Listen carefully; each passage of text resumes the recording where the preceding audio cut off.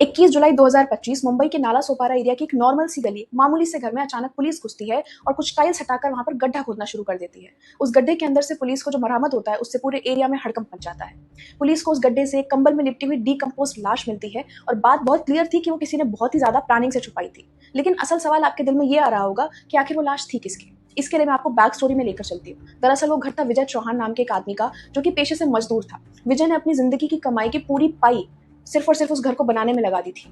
और जैसे ही घर रेडी हुआ उसने उसको अपनी पत्नी गुड़िया के नाम पर कर दिया, क्योंकि वो गुड़िया से बहुत प्यार करता था।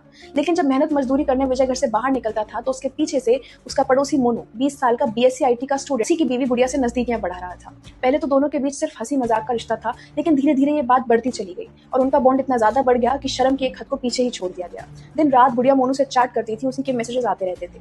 जब विजय को गुड़िया पर शक होने लगा तो उसने डिसाइड किया कि वो एक दिन अचानक बिना बताए घर चला जाएगा, और उसने ऐसा ही किया। लेकिन जैसे ही वो घर में घुसा तो उसने देखा कि जिसके लिए उसने अपनी जिंदगी की पूरी कमाई लगा दी वो किसी और के साथ हमबिस्तर हो चुकी थी। जिसके बाद भी विजय ने सिर्फ और सिर्फ गुड़िया को समझाने की कोशिश करी कि वो गलत कर रही है, उसको अपने कदम पीछे ले लेने चाहिए। लेकिन गुड़िया की समझ में अब कुछ भी क्यों आता। उसने डिसाइड कर लिया था कि अब वो इस रास्ते के कांटे को अपने रास्ते से हटा देगी। 5 जुलाई की वो रात थी जब विजय ऑलरेडी थोड़ी बहुत ड्रिंक करके घर पहुंचा था। तभी गुड़िया ने अपना प्लान का पहला पार्ट स्टार्ट कर दिया। उसने विजय से कहा कि मैं सुधरना चाहती हूँ, मैं बदल गई हूँ, मुझे एक मौका चाहिए। और वैसा ही हुआ जैसा वो चाहती थी। विजय गुड़िया की बातों में आ चुका था और बातों ही बातों में गुड़िया ने विजय को एक ड्रिंक पिलाया जिसमें उसने नशे की दवा मिला रखी थी। इसके बाद विजय जैसे ही बेहोश हो गया उसने मोनू को कॉल कर बुलाया और दोनों ने मिलकर विजय का गला घोटकर उसकी जान ले ली। जिसके बाद उसकी बॉडी को एक कंबल में लपेटकर कॉर्नर में रख दिया गया और अगली रात एक मजदूर आया जिसने घर के ही अंदर 4 फीट का गड्ढा खोदा और उसी गड्ढे में मोनू की लाश को दफनाया गया। असली ऑडेसिटी तो यहाँ से शुरू होती है जब गुड़िया ने विजय के भाई अखिलेश को फोन कर कहा कि घर में सीपेज हो गया है, कुछ काम करवाना है।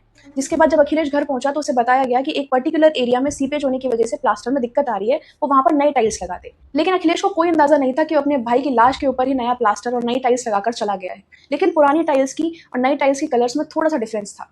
जब अखिलेश वहां से चला गया और उसने विजय को कांटेक्ट करने की कोशिश की तो कई दिनों तक विजय का फोन बंद जाता रहा। जिसके बाद अखिलेश को शक हुआ और उसने पुलिस स्टेशन जाकर अपने भाई की मिसिंग रिपोर्ट दर्ज करवाई। जब पूछताछ करने पुलिस घर पहुंची तो गुड़िया पहले ही अपने 7 साल के बेटे को लेकर फरार हो चुकी थी, जिससे शक की सुई सबसे पहले गुड़िया के। पुलिस ने घर खोला तो उन्होंने नोटिस किया कि कुछ टाइल्स के कलर्स अलग हैं और वो रिसेंटली लगाई गई है। जस्ट इसी के बाद पुलिस ने वहां खुदाई शुरू कर दी और 4 फीट नीचे विजय की बॉडी भी मिल गई। जब पूरा शक पुलिस को गुड़िया पर जा चुका था तो उसकी कॉल हिस्ट्रीज निकलवाई गई और उसमें सब कुछ पहले ही साफ हो गया। मोनू और गुड़िया का रिश्ता अब सबके सामने आ चुका था, लेकिन अब दोनों फरार हो चुके थे, उनको पकड़ना बहुत मुश्किल था। लेकिन उन्होंने एक गलती कर दी थी क्योंकि उनकी लालच की कोई सीमा ही नहीं थी। गुड़िया विजय का फोन ले गई थी जिससे कि उसके अकाउंट के पैसे निकाल सके, लेकिन उनको नहीं पता था कि वही फोन उनके अरेस्ट होने का रीजन बन जाएगा। जैसे उन्होंने वो फोन एक्टिवेट किया पुलिस ने लोकेशन ट्रैक कर दोनों को अरेस्ट कर लिया।